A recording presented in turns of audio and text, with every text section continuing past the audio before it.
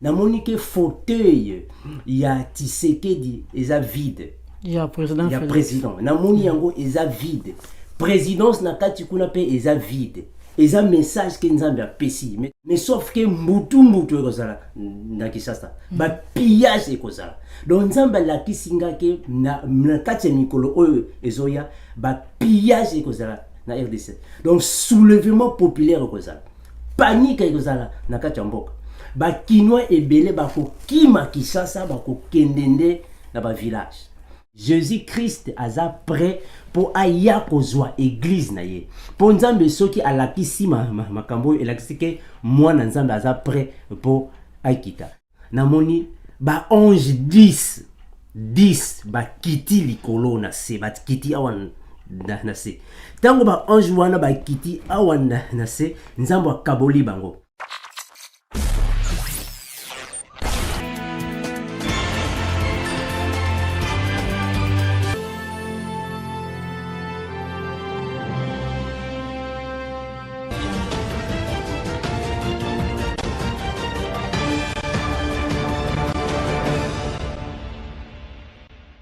Voilà, très chers internautes, aujourd'hui pour la nation sur la vérité sans TV et na Congo et les Guinéens vous avez édition Oya Dinzu azo pesa biso les temps en temps.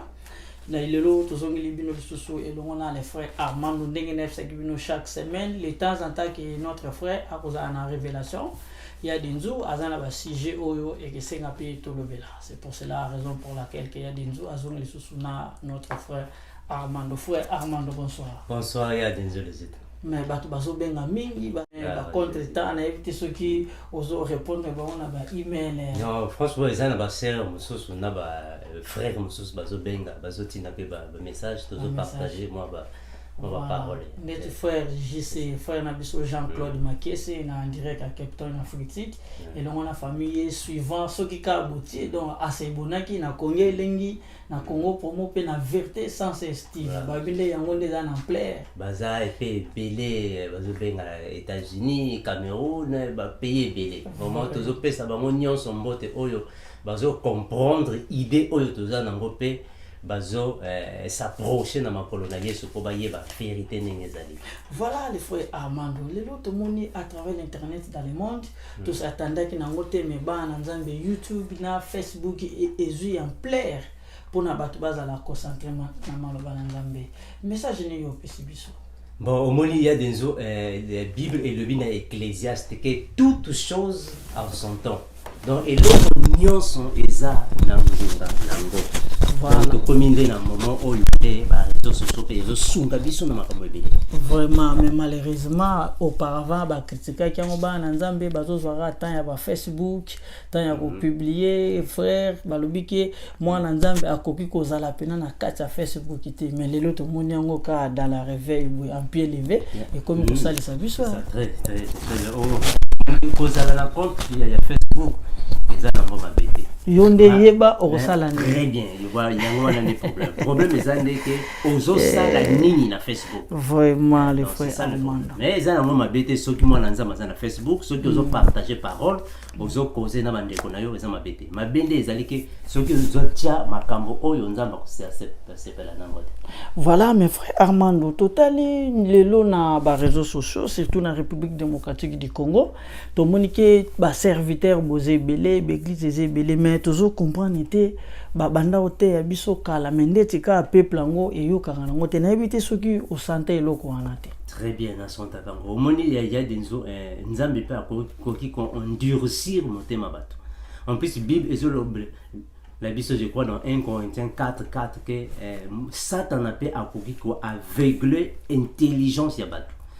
Donc eza normal ceux qui bato bazondima ba mususu bazondima te eza normal même Yesu pe na tona ye ezala ki bongo. Vraiment les frères Armando ngoma kenanga mais siko lelo na kotala biso kuna tozana ba serviteur ba servante vraiment ebele na yo lelo etake okoti na ran wana vision nini oyo opensa vraiment pour na RDC. Bon, au moni pour la RDC, naebi penza makambo mingi RDC, mais ce qui est vrai est que Nzambe a pesinga révélation pour la RDC. Il y a de juger nécessaire tous les canaux TV pour topesa prophétie ya nzambe de façon que Congolais nyonso bazala déjà informé na makambo oyo nzambe azo planifier pour la mboka. Voilà, il y a des jours à kokende pena au fond parce que les autres moni ba TV eye ebele beaucoup de rediffusion ou on a ba chaîne ebele siko.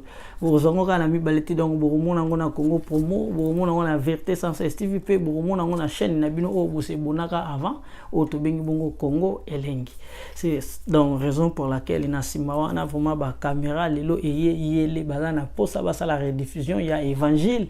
Puis il y a ministère, il y a notre frère Armando Ngoma Kinanga. Si koyo message boni o nzamba tali sur le lopona Congo, to kene na biso penza direct. Voilà, il y a des, en fait, ils mardi le 14 avril kakoyo na lalaki nzamba laki singa ba vision mibale. La vision il y a liboso ezande il y a RDC. Nzamba laki singa boyo. Tanga ndenge ka tolobaki mokolo wana ke Dieu parle tantôt d'une manière tantôt d'une autre. D'une autre. Nzamba laki singa RDC. Na moni boye RDC na katia gouvernement. Au fait, gouvernement ya sika ezoya. Gouvernement oyo ba ministre nyonso oyo bazo sala na gouvernement oyo. Na ba député na monike ba changer bango. Na monike fauteuil ya Tshisekedi eza vide. Ya président. Ya président. Na moni yango eza vide. Présidence na kati kuna pe eza vide. Eza message ke nzambe apesi. Mais tokoki koloba nyonso na TVT pour tous na kati ya réseaux sociaux. Mais tous na ka ndé ba congolais ba sambela mingi pona président Fati. Donc na moni fauteuil ya président ou soit chaise de président eza vide. Na moni ke gouvernement ba changer ba ministre. Ba ministre ya sika ba ye ba ministre oyo baza en fonction ba ko pemisa bango. Ba député oyo baza en fonction ba ko pemisa bango ba ko zwa batu mususu ba ko kotisa bango. Mais sauf que mbutu ekozala na Kinshasa ba pillage ekozala. Donc nzamba la kisinga ke na kati ya mikolo oyo ezoya ba pillage ekozala na RDC. Donc soulèvement populaire ekozala. Panique ekozala na kati ya mboka. Ba kinois ebele ba ko kima Kinshasa ba ko kendende na ba village. Donc tozo transmettre message que dans les jours qui viennent dans les jours qui viennent na kacha RDC panique moko ekozala kuna ya kosakana te. Na moni bibembe ekozala ebele. Na zomona ke ba famille ebele ba kolela ba famille na bango oyo batikali. Même biso awa na poto tokolela bato ebele oyo batikali kuna na RDC. Na moni basi ebele ba ko violer bango na mibali. Na zomona ke ba trouble ezoya. Mboke kuningana. Donc problème est sérieux. Oyo ndenzambe la kisinga na mardi oyo eleki.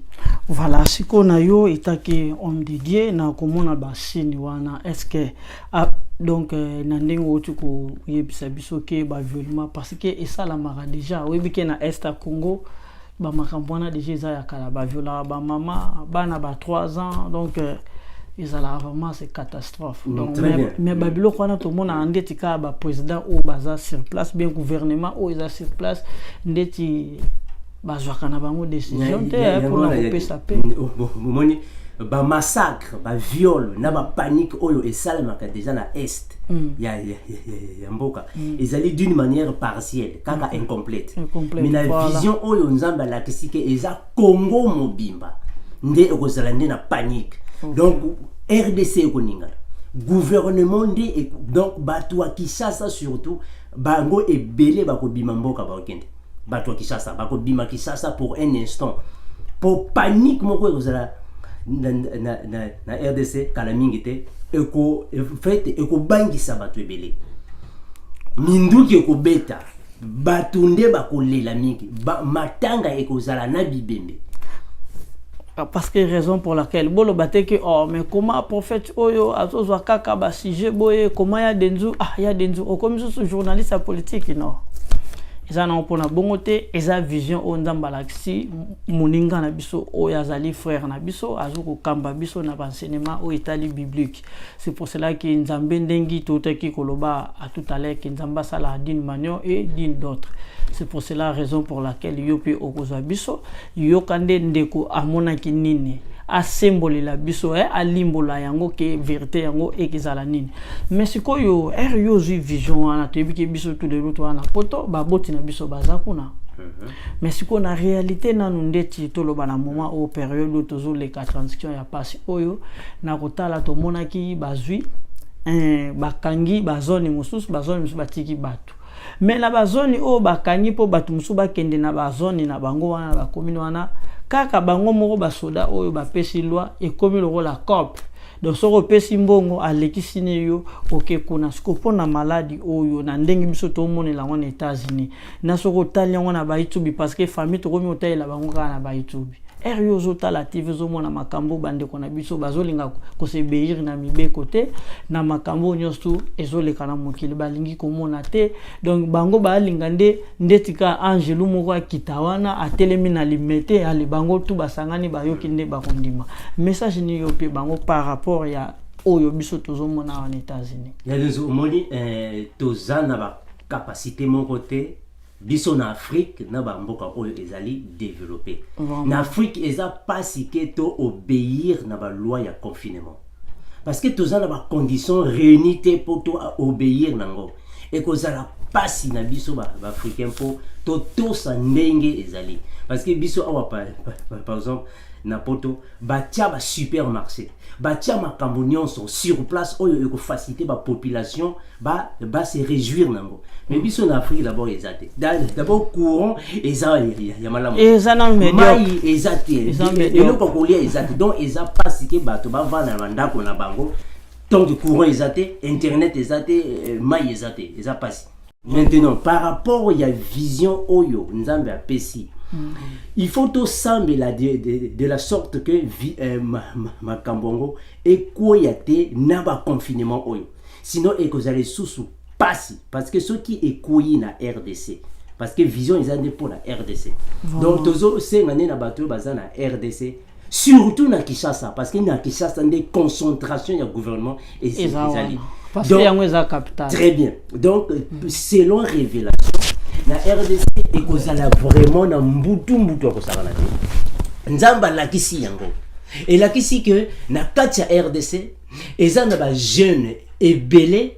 bakokima bakokende na ba province na kati ya RDC bibende ekozala na kati ya RDC bako violer basi ebele parce que RDC nde ezande esika où le président azali donc tout le gouvernement nde ekozala donc événement ezoya ekonisa Congo mobimba donc nzambe lakisi nga yango na révélation elakisi ke eza makambo ebele bakovandisa bango badepute ebele bakovandisa bango bato ebele ya gouvernement bakovanda bakozwa bato mosusu voilà soulèvement populaire ekozala règlement de compte ezozala kala mingi te pillage ezozala kala mingi te nzamba lakisi yango déjà ce qui veut dire que eza makambo ezoya kala mingi te donc il faut vraiment tozala na kati ya prière parce que matanga au soit bibende ekozala ebele voilà mais ce que totali lelo frère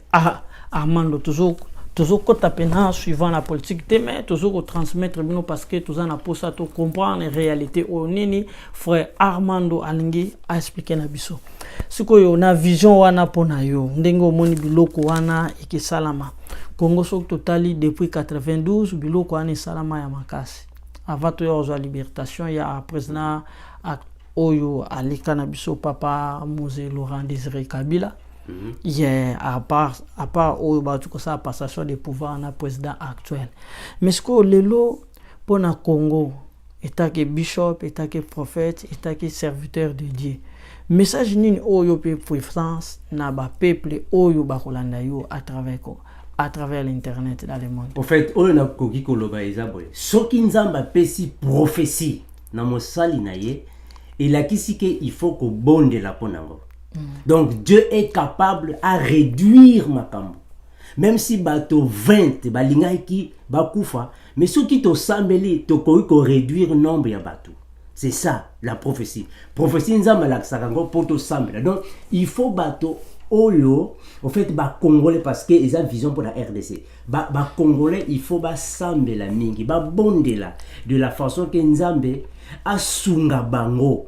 et que makambo oyo ezala vraiment makasité parce que ce qui est quoi pendant que basi ya zeni bazali basi oyo bakobota bazali batu oyo bazala ba hôpitaux interné et bazali hospitalisé et ça vraiment événement moko ya passé donc il faut qu'on semble la ponzambe asunga sinon te et que ça la grave l'heure est grave voilà.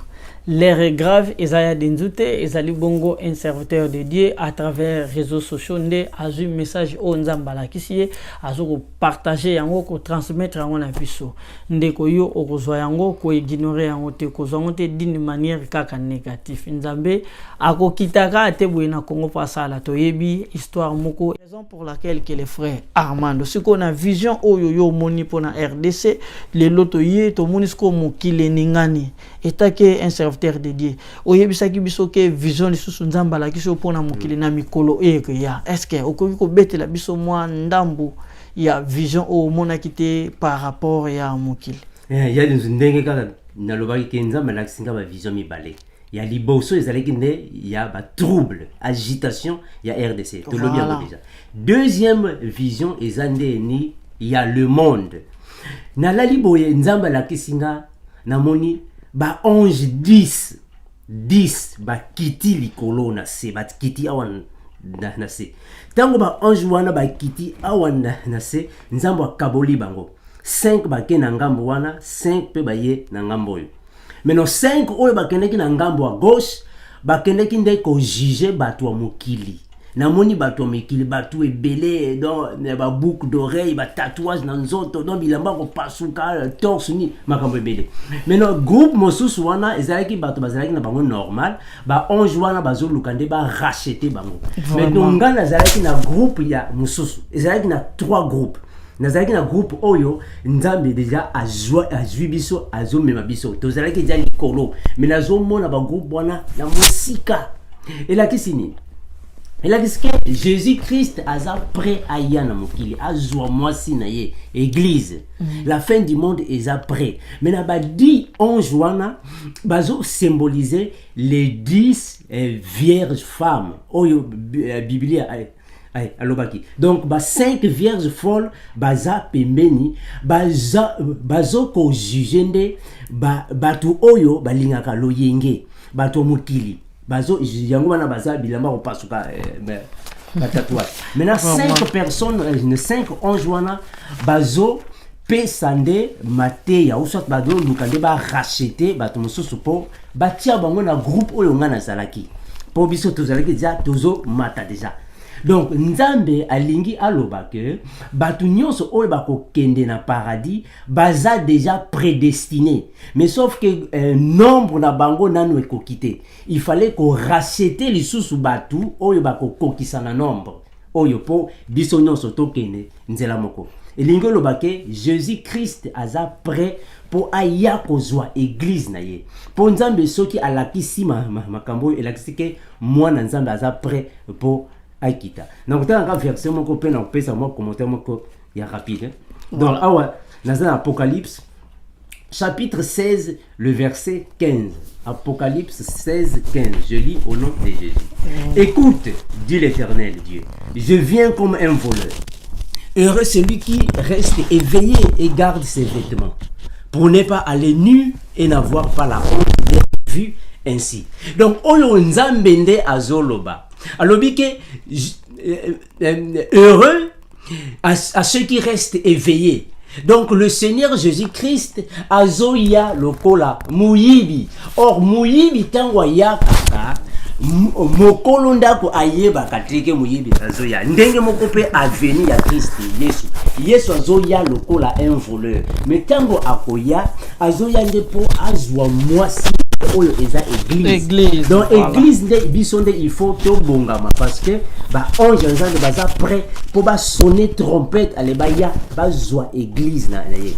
Donc bato oyo ba ko kendeli felo baza déjà nzamba yebi bango déjà. Na ba racheter déjà ayebi bango. Donc wana nde vision nde nzamba pesanga na buku ya le 14 avril.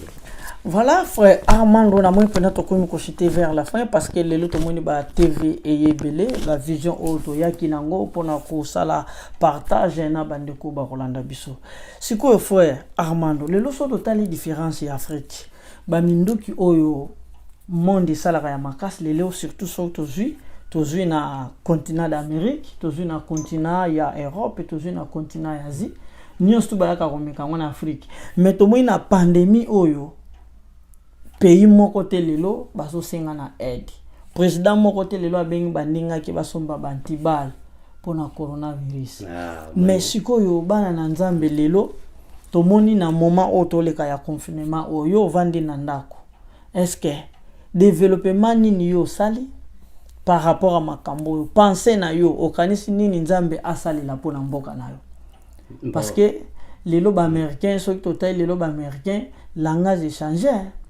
Bango nyonso mona wa komika moko to senga pa ya nzambe ayoka mawa na moki. Bakomika sambe. Mais ba créer ki virus na kati wala babosa na ngepe nzamba zalaki. Ya denzo moni makambo mulimo eza makambo mulimo. Batu ebele au fait ba kansa ke bazama yele lokola ba américain batu bazama. Mais makambo mulimo wana nde eza na bakolo nango makambo mulimo eza makambo susu makambo mulimo nde eza makambo susu coronavirus oyo bakokoka ngo te physiquement bakoki yango kaka spirituellement nzambe ye moko ayebi ndenge nini ako permettre satana a stopper yango parce que satana asala ka volonté na yete asenga ka epa ya nzambe donc nzambe nde azo permettre yango mais nzambe ako garder ba oyo na ba yepo virus oyo etouché bango. Vraiment que voilà frère Armando moni alobi ke nzambe ako batela biso po etutante. Est-ce que akobatela na yo momeli masanga omoni lelo na minute to na moment confinement coronavirus ezali yebisanga lelo versage nini oyo sombi lelo ke na wana balabala be feti nini yo ke kodondwa oyebisa makambo oyo ndeti biso ni États-Unis boye tozana moment moko ya kitoko batutu babetaki ba masolo moko to benga ya retour wana donc mututu azwaki mo epakolami ya leta na moment oyo boyebi donc tozana na événement donc mboke ningana mais to moni mboke za paralysé. Siko est-ce que bana nzambe lelo projet et communine projet komika ya nzoto bien projet pe komi pona Saint-Esprit. Mais normalement confinement oyo pona bana nzambe ezo faciliter biso tous les sous en contact na Yesu. Normalement biso bana nzambe d'ailleurs eza bien pour ezo faciliter na no makambo belé spirituellement ba oyo batanga ka bible te ezo faciliter bango ba banda kotanga bible po bazana ton ebele ba oyo basambelaka te ezo faciliter bango basambelaka po bazana ton ebele basi oyo bazalaka na mibale na bango te ezo faciliter bango bazala na ndako na mibale na bango. Donc ils ont facilité pe makambo ebele bien que ils ont préjudicar pe makambo ebele mais confinement ils ont de façon ya kopesa maintenant son liberté pour to s'approcher na nzambe nazo lo bango na sens ya biso ba na nzambe pas na sens ya bato mukili. Voilà, mais le faut total développement ya Afrique développement ya bamindele to mona ngo différent to bika bamindele basala makambo bien ba ila biso makambo bien lelo na auto moni ya coronavirus est-ce que ba africain ba comprendre que bamindele oyo nyonso basala ka ezala ka te po ba mema biso na bolamu ezape po ba tcha biso na libulu. Très bien, maintenant awande ya denzu il faut tirer les leçons. Biso ba africain il faut tirer les leçons à partir ya coronavirus. Faut pas tous ala na complexe d'infériorité. Yango wana biso bato mwindo soki kaka ozi mwasi ya mundele ovimbi. On ozoye bateke kozala na mwasi ya mundele eza kozala na bonheur te. La Bible dit que c'est lui qui trouve une femme trouve le bonheur. O mwasi ya mundele apesa ka bonheur te. Apesa ka bonete basi ebelepe bakanisa ka bongo soki azwi mobali ya mundele avimbi akopesa yo bonheur te bonheur nde Yesu nde apesa kango. Donc il faut biso ba africain to yeba ke mindele balingaka biso te mundele azali intéressé donc akolinga yo na objectif moko boye en plus eko facilité pe biso pe ba noir to tika ki fanatisme ya mindele kolinga kaka mindele. Donc coronavirus oyo bien que ezo sala biso mabe d'une part, mais de l'autre part, et fongo le biso maye les poto yeba mindele baza banani. Au monde bato lokola ba Bill Gates, l'homme le plus riche du monde. Tozo yeba ke mbongo na ye ezalaka nde mbongo makila parce que yende azo financer ba vaccin oyo ekende Afrique pour eboma bato. Donc mbongo na ye eza mbongo makila. Donc tozo yeba nde mindele ndenge bazala.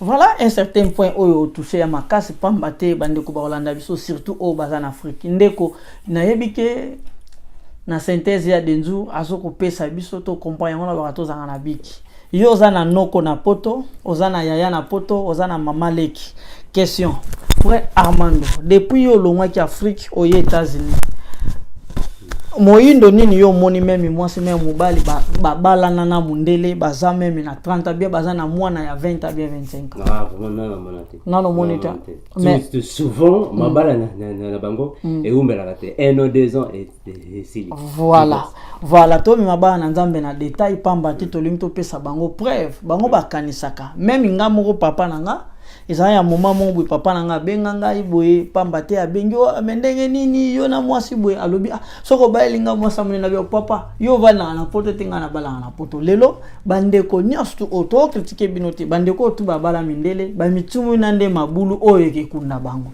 parce que mundele apesa kaka abonné prevane mundele ndenge eza boye erobaliye bokola la bolamuki boswani te bolali pena na mbeto ya bise ndenge za boyinga na ke ko benga nga sute na asu na posa note sala vino nga na sa vinanga ante ta me biso ba africain ata soko sente okovanga na mwasino pour le meilleur pour le pire non comprendre mais ya comprendre loko omoni eza na problème moko spirituel yango wana biso to zonga ka toujours na makomi eza na problème spirituel biso bato mwindo to kola déjà na ba notion ya biblia ya église mais oncle mundele ba kola na ba notion wana te la preuve on est que bango bandimaki na bango déjà mobali na mobali babala mais na biso kuna eza abomination to boy na biso donc tozana ba culture na ba coutume mon côté ezo contredire na makambo ebele omoni na biso to lobi que la femme est soumise à l'homme mais na mindele awa makambo wana ezalaka te na bango awa mwasi na mundele bazana ba droit moko biso na Afrique mobali nde akende ke koluka musala mwasi avani na ndako na bana azosunga ne ndako mobali azoyela ye biloko mais awa ezalaka bongo te mwasi ake musala yo tata olamba po na bana donc tozana ba culture moko te soki ozi mwasi ya mwindo na ndako baleki na yo batata na yo bakoki kobenga yo yaya tinda mbongo mwana tinda mbongo ozipe mbongo otindi yo kanina mwasi na yo mwasi wana pe ata yo obela te mwasi wana pe aza capable ya ko aider bandeko ya bali na ye wana mais mundele osala mais mundele azana ba notion wana te mundele po na ye mbongo eza po na bino mibale nyonso eza gérer bokoki kopesa mbongo na ba famille na yo te donc tozana ba culture moko te voilà pe mbongo ngo pe bima otindango sala na mbali mundela ye bien soki $1 ezangi donc fa pesa explication claire ezana po yango wana omona kaya denzo même biso awa na poto omoni mundele mwasi na mobali babalani bazala bambwa mibale bambwa wana nde bana na bango mais onko biso na Afrique tozala ba culture wana te alors soki mwasi ya mwindo abali mobali ya mundele ba culture eko compliqué libala na bango parce que bazala ba notion ba culturelle mon côté complication eko za tolobi te ke eza mabe moto mwindo abala mundele tolobi yango te ke eza mabe bakoki na bango kubalana mais sauf que ba culture et kokotsa makambo ebele tala lelo nga na kende ke epai na yo mwasi na yo ayambinga apesinga eloko kolia na vali to sololi mais soki obalaki mwasi ya mundele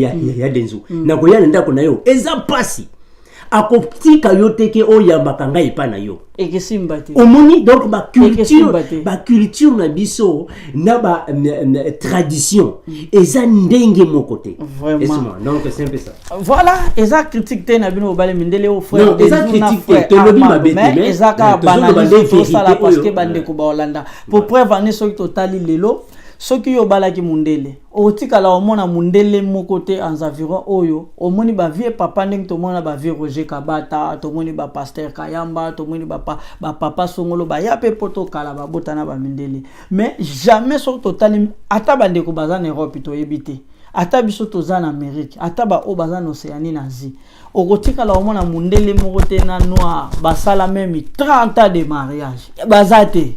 Mais il y a des ceux qui sur 10 baroza à la 2 mais baza 3 t 4 t oyebi nini sala ka babongo ya nini sala ezali makamumi balé culture na tradition ezali très nécessaire ya dans yango wana soki tozongi na Biblia tokomona ke Moïse nzambe apekisaki yeke bana Israël babalanaka na batu ya bamboka mosusu bapekisaki yango na Israël pona makambo oyo parce que tozwa exemple ya Samson nzambe apesaki makasi ya kobunda mais moto akwesaki ye eza mwasi Dalida mwasi wana azalaki mwasi ya mboka mosusu yango wana nzambe apekisaki yango tozwi lisusu Salomon pe azalaki na sagesse na intelligence ya nzambe batu bakwesaki basi ya mboka mususu donc nzambe apekisaki mariage wana na tango akala bien que biso na heure oyo tokoki na biso kobala mais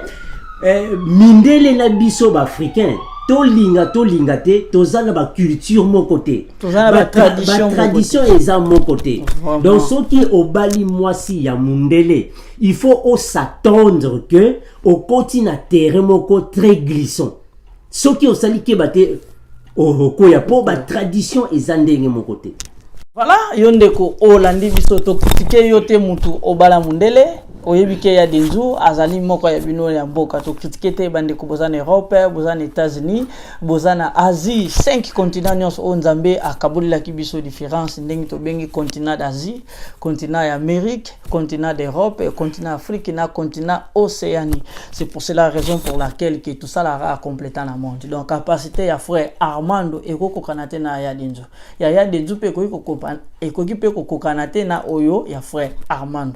C'est pour cela to moni bino bozo olanda biso to bengi bino batono vidité to ebike boza mayele talaka ndenge bokomela biso wana kitoko ende yango esala ya denzu azongela le frère Armando na thèse auto lobeli to komeka ko développer yango na le frère Armando na mikoloki ya to bongisa bref nini to lobela pe moi vérité moko boy concernant biso ba africain ndenge to vivre par rapport à ba culture o to yekokota est-ce que to appelle éligible ya kokota ngo ou pas. Raison pour laquelle que yangwana le frère Armando toujours s'il sana biso mais na synthèse na biso to lobi boy mundele lelo soka lingela ki biso bonheur soka lingela ki biso bolamu na Afrique bande ko na ngai nde ba minduki na bamboka na biso ebetaka bata ebelete biso to vai na poto okovanda 40 50 na poto na pesa bino preuve poto suki sa bref na biso nazo mema bino na exemple ko banda président Mobutu akenda ti lelo to akoma na président Félix to yebi combien de morts ba kufi na Congo to yebi ba guerre oyo ti lelo e continuer na Congo mais boye bisanga pays ni Europe be pays ni na Amérique be pays ni na Asie oyo ba leki na bitumba même il y a 10 ans pendant les périodes ezati omoni prévané mais biso mo ba congolais to zanga na biso ba sentimentaliste nde yangwana bozomona ezomema biso pe na berere marqué ba kondina biso to sa ndenge mais biso de l'autre za na poto ndeko nanga na yebisaki bino ne mission mo na salaki la fois passée soko zalaki évangéliste en Afrique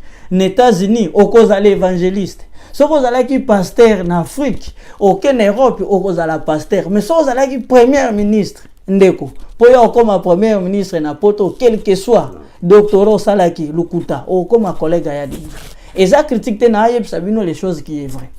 Mais lelo tout ça ba pasteur ba te abiswa ba pasteur Junior Bolongwa ba pasteur Placide Mowa ba pasteur Victor Lukusa ba pasteur Elage ba pasteur Mutima ba pasteur Toto Israël ba mama Suzy Toto donc baza tellement ebele bazo te abiso pamba te ba uta ina en Afrique ba yenango musala oya denza zo sala uta ina en Afrique a yenango mais awa pona ke sala na télévision nationale awa faut na changer statut. Voilà na FCB no vérité. Faut na changer statut. So na changer te na bina tika la gali yanga. Ndeko nanga eza passe. bon mona teke oteno ya te de konanga to comprendre en Afrique eza ya mama moko tozo sukisa awa vraiment bolimbisa ya mama moko asalela ki biso ba robot na République démocratique du Congo na yeto so tala ki on internet asala roulage moko boy wana biso déjà toza ko ton États-Unis to mona ke loko wana to sepela ki Congo comme le loko boy na penser ki toko e loko wana basala comme gestion moko boy ndenge to mona ki ba sucrière ba sipe ezalaki wana penser que tu biso to kanisa peut-être l'état ko yiko appuyer biloko bongo pambate et diminuer paiement chômage pour nenga sala ki on ingénieur il paraît ingénieur tout wana basala ka na République démocratique du Congo ezalaki bana mboka mais loko wana to mona ki ba mindele bayaki baye ko filmer yango est-ce que ba mindele bayaki ko filmer yango pour na développement ya Afrique be pour na ko détruire Afrique c'est ça. Frère manu na yote soko za na moi point moko boya koloba wana te abato ça ezande po ba détruire Afrique okomoni mundele ye soki a s'approcher même awa to vanda kawa to salaka na bango to yebi bango soki omoni mundele azolinga mutu mwindu ezateke azolinga yo po oza mutu te azolinga yo po oza na moi intelligence moko boy oyebi musala yango wana azolinga yo pe elekela bango parce que bango les nature be ba biso toza bazoba très voilà ba yebi déjà donc soki mundele azolinga yo ezandeke oza mayele po alingi a profiter na mayele na courage na yo na voilà na énergie na yo yo soki oza na ngote akosaprocher na yo te maintenant ye akosaprocher na yo de la manière que a étudier yo ayeba ndenge ozali allez après akokoisa yo pour but na ezaka ke okoya tozalaki na ba président ebele oyo balingaki ba son sortir mais ba fina bango.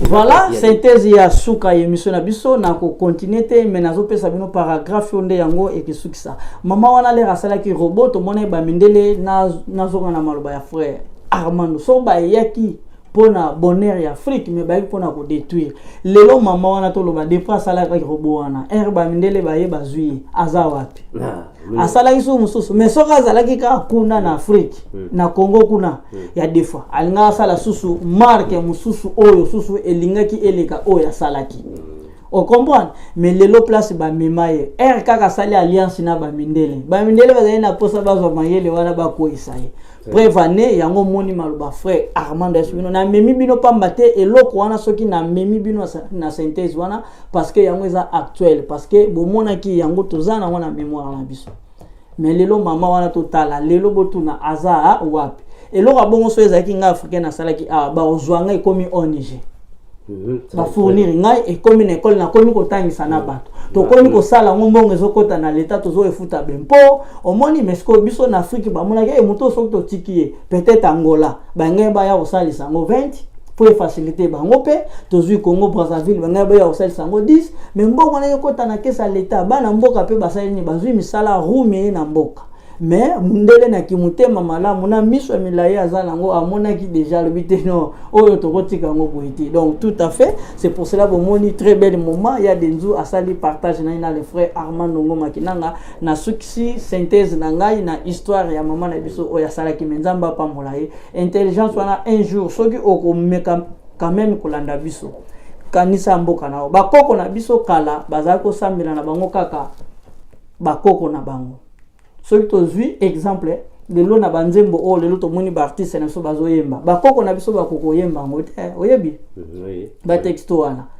lelo banzembo wana na bibembe elelisaka te ata na tango apasi ya biso banzembo wana ya kaka ndeti bayembela biso ka to bina me banzembo ya kala na boko yemba po yoloba omoni wana aye kutsa division mais bo kanisa malamu bakoko na biso soko za na koko na ndako tuna ye zwa kaka frère na biso moko na boko tanga kombo botsaka banzembo oyo kaka ça fait 10 ans 20 ans eza na ba ole loto zobina botia koko aroye boyemba ngote aroye milo banzembo oyo ezali ezote ya pensée na yo ezote ya na oyo tozomona na mokili mais ya biso lelo bakomi koyembela biso ka bolingo na bien matériel voilà yango te batikela ki biso c'est pour cela raison pour laquelle très bel moment très belle émission ya denzu asalina les frères Armando Ngoma Kinanga nzamba pambola bino ba numéro ezawana bo continuer ko benga ndenge bo benga ki to pesi bino ba mbote à suivre to kutani na semaine prochaine. Ciao.